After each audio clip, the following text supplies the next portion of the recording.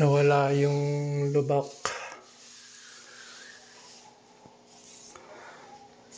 Lagyan natin ito. Concrete putty. Masilya natin yan ng putty. Pag yung makapal yung ito, ganito gamitin nyo. Yung mga alon-alon. Yun naman sa tight space dito, hindi abot. Ito ginamit ko. Tapos, ito, ganyan. I-flat mo lang. Ubusin niya yung mga nakalawit dyan. Ayun o, naubos na hanggang loob eh. Ambok. Ito pala yung nakaambok eh. So, tatapalan natin yan ng masonry putty. Lagyan ko muna siya ng tape yung para hindi siya sumipsip dun sa loob. Mamaya pagkatapos, video ko ulit. Ayan na, nilagyan ko na siya ng tape para hindi pumasok din yung putty. Tapos, kakayulin natin yung iba pang mga sobra. Yung mga pintura.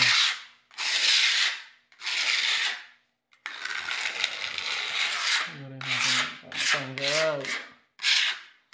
Para pag minasilya natin, hintay na siya.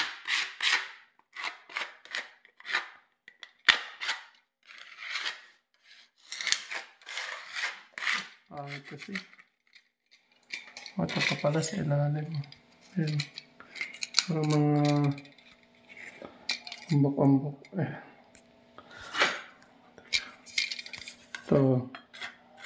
Yan, diba? Yan. Yan yung tatanggalin natin. Gamitin natin to. Yan.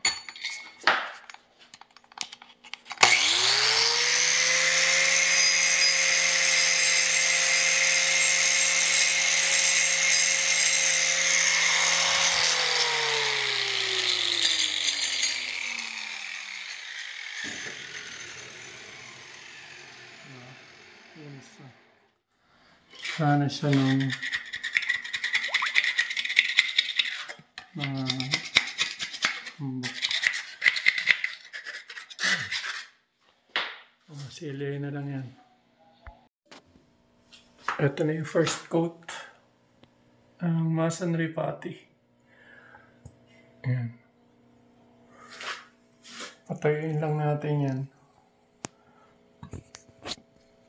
Tapos, patawan ulit natin yung isa pa. Hanggang sa matakpan na yung mga lubak. Yan. Mga butas yan. Tatakpan natin yan. Balikan natin pag tuyo na.